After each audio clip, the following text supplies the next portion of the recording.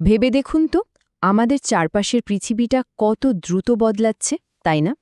প্রযুক্তি নির্ভর এই প্রচণ্ড ব্যস্ত সময়ে আমরা সবাই যেন এক অদৃশ্য প্রতিযোগিতায় ছুটছি। কিন্তু এই ছুটে চলার পথে সবচেয়ে বড় চ্যালেঞ্জটা কি? চ্যালেঞ্জটা হলো সফলতার পেছনে দৌড়ানোর পাশাপাশি নিজের মানসিক আর শারীরিক স্বাস্থ্যের ব্যালেন্স বা ভারসাম্যটা ঠিক রাখা। আজকের এই স্লাইড ভিত্তিক বিশ্লেষণে আমরা এমন একটা বিষয় নিয়ে কথা বলবো যাকে বলা যায় the life long tool kit. উৎস থেকে পাওয়া তথ্যের উপর ভিত্তি করে আমরা দেখব কিভাবে কিছু অপরিহার্য দক্ষতা আমাদের আধুনিক জীবনের নানা অনিশ্চয়তা এবং কঠিন পরিস্থিতিকে অনেক বেশি সহজ করে তুলতে পারে। তো চলুন শুরু করা যাক। আজকের এই বিশ্লেষণে আমরা মূলত 5টি ধাপে এগোব। প্রথমেই আমরা জানব প্রকৃত জীবন দক্ষতা বা লাইফ স্কিল বলতে আসলে কি বোঝায়। এরপর আমরা দেখব কেন এই দক্ষতাগুলো এত বেশি জরুরি, দৈনন্দিন জীবনের কিছু বেসিক টুলস এবং সব শেষে প্রাপ্তবয়স্ক ও শিক্ষার্থীদের জীবনে এই দক্ষতাগুলো কিভাবে আলাদাভাবে কাজ করে সেটা নিয়ে আলোচনা করব। তো আমাদের এই লাইফ লং টুল কিটের ভিত্তি প্রস্তর স্থাপন করার জন্য প্রথমেই জানা দরকার আধুনিক প্রেক্ষাপটে এই প্রকৃত জীবন দক্ষতার আসল অর্থ কী। একটু খেয়াল করলে আমরা বুঝতে পারব বর্তমান সমাজের সবচেয়ে বড় চ্যালেঞ্জটাই হলো একটা সঠিক ভারসাম্য বজায় রাখা। প্রযুক্তির অভাবনীয় উন্নতির সাথে সাথে আমাদের সময় আর সম্পদের উপর কিন্তু চাপ বেড়ে চলেছে। উৎস থেকে জানা যায় এই টেকনোলজি নির্ভর বিশ্বে সফলতা অর্জন করা এবং একই সাথে নিজের শারীরিক ও মানসিক স্বাস্থ্যের মধ্যে একটা ব্যালেন্স তৈরি করাই হলো সবচেয়ে বড় কাজ। আর ঠিক এখানেই আমাদের এমন কিছু হাতিয়ার বা টুলস দরকার যা এই ব্যালেন্সটাকে শক্তভাবে ধরে রাখতে সাহায্য করবে। এখানে সবচেয়ে গুরুত্বপূর্ণ বিষয়টা হলো জীবন দক্ষতার সঠিক সংজ্ঞাটা বুঝতে পারা। দেখুন, জীবন দক্ষতা মানে কিন্তু শুধু বইয়ের পাতার কোনো অস্পষ্ট ধারণা নয়। তথ্যসূত্র বলছে এগুলো হলো একদম প্র্যাকটিক্যাল বা প্রায়োগিক কিছু দক্ষতা। জীবনের নানা ক্ষেত্রে কঠিন পরিস্থিতি পার হতে, অনিশ্চয়তা সামলাতে এবং যে কোনো হতাশাজনক অবস্থাকে সাহসের সাথে মোকাবিলা করতে এগুলো প্রয়োগ করা হয়। মূলত এগুলো হলো আমাদের মনস্তাত্ত্বিক এবং পারস্পরিক সম্পর্কের কিছু হাতিয়ার যা আমাদের যে কোনো পরিস্থিতিতে সামনের দিকে এগিয়ে যেতে শক্তি যোগায়। আচ্ছা, সংজ্ঞা তো আমরা জানলাম। এবার চলুন একটু প্র্যাকটিক্যাল দিকে যাই। কেন এই দক্ষতাগুলো আমাদের ব্যক্তিগত এবং পেশাগত জীবনে এত বেশি প্রভাব ফেলে? উৎস থেকে আমরা বাস্তব জীবনে এর প্রধান 4টি সুবিধার কথা জানতে পারি। প্রথমত, সমস্যা সমাধানের নতুন উপায়। এই দক্ষতাগুলো যদি আমাদের থাকে তাহলে কোনো সমস্যা একেবারে হাতের বাইরে চলে যাওয়ার আগেই তা শনাক্ত করে সমাধান করা সম্ভব হয়। দ্বিতীয় সুবিধাটা হল মানসিক এবং শারীরিক প্রশান্তি। হ্যাঁ, সঠিক দক্ষতা আমাদের অহেতুক চাপ কমাতে আর ফোকাস বাড়াতে ভীষণ সাহায্য করে। তৃতীয়ত, এটি আমাদের জীবনযাত্রার মান উন্নত করে। আর সবশেষে হল সেন্স অফ অ্যাকশন বা কাজের প্রতি উপলব্ধি, যার ফলে যে কোনো কঠিন পরিস্থিতিতেও মাথা একদম ঠান্ডা রেখে কাজ গুছিয়ে নেওয়ার একটা দারুণ আত্মবিশ্বাস তৈরি হয়। এই প্রসঙ্গে তথ্যসূত্র থেকে পাওয়া একটা দারুণ উক্তির কথা না বললেই নয়। কেউই ততক্ষণ পর্যন্ত পুরোপুরি ব্যর্থ নয় যতক্ষণ না তারা হাল ছেড়ে দেয়। একটা চমৎকার কথা, তাই না?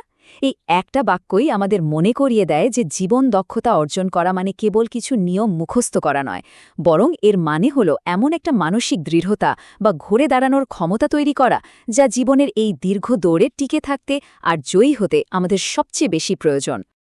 এবার চলুন আমরা আমাদের প্রথম প্রধান টুলকিটটা খুলি। এই পর্বে আমরা দৈনন্দিন জীবনের এমন কিছু বেসিক বা মৌলিক দক্ষতার দিকে নজর দেব যেগুলো প্রতিদিনের ছোট বড় যে কোনো কাজে সফল হওয়ার জন্য একদম মাস্ট।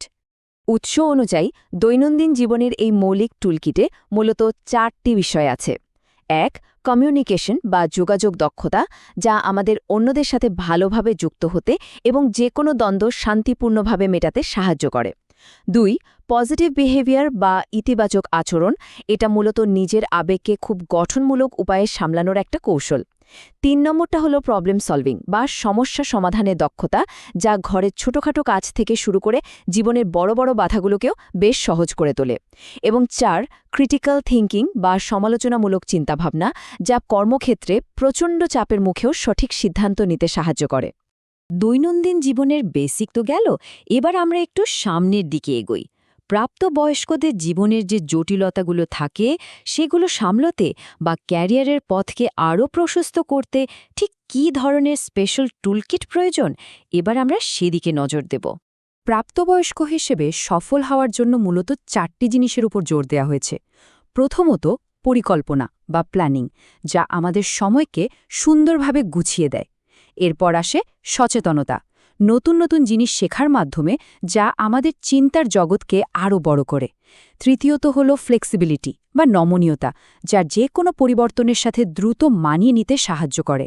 আর সবশেষে আত্মনিয়ন্ত্রণ, এটা হলো সেই রক্ষা কবচ যা একসাথে অনেকগুলো কাজ সামলানোর সময় আমাদেরকে বড় ধরনের কোনো ভুল করা থেকে বাঁচিয়ে দেয়। জীবনের ভিন্ন ভিন্ন পর্যায়ে আমাদের ফোকাস কিভাবে বদলে যায় তার একটা চমৎকার তুলনামূলক চিত্র এখানে রয়েছে। খেয়াল করলে দেখবেন প্রাপ্তবয়স্কদের ক্ষেত্রে মূল ফোকাসটা থাকে কৌশলগত ক্যারিয়ার ম্যানেজমেন্ট, অর্থাৎ পরিকল্পনা এবং নমনীয়তার উপর। অন্যদিকে শিক্ষার্থীদের ক্ষেত্রে ফোকাসটা থাকে জীবনের একদম প্রাথমিক ভিত্তি গড়ে তোলার উপর, যেমন আর্থিক সাক্ষরতা বা কোলাবোরেশন। এই পার্থক্যটা বুঝতে পারাটাই কিন্তু একটা দারুণ ব্যাপার। আর এই কথার সূত্র ধরেই আমরা চলে এলাম আমাদের একেবারে শেষ টুলকিটে, শিক্ষার্থীদের ভিত্তি। একটা অর্থবহ এবং সফল ভবিষ্যৎ গড়তে শিক্ষার্থীদের ঠিক কোন কোন বিশেষ দক্ষতার প্রয়োজন, চলুন সেটা দেখে নিই। শিক্ষার্থীদের ভবিষ্যতের জন্য প্রস্তুত করতে এই 4টি দক্ষতা হলো একদম মূল চাবিকাঠি। আর্থিক সাক্ষরতা শেখায় কিভাবে দায়িত্বশীলতার সাথে টাকা জমাতে হয় আর ভবিষ্যতের জন্য প্রস্তুত থাকতে হয়। এরপর মানসিক চাপ সামলানো শেখায় কিভাবে পড়াশোনা বা কাজের চাপকে খুব বুদ্ধিমত্তার সাথে মোকাবেলা করতে হয়।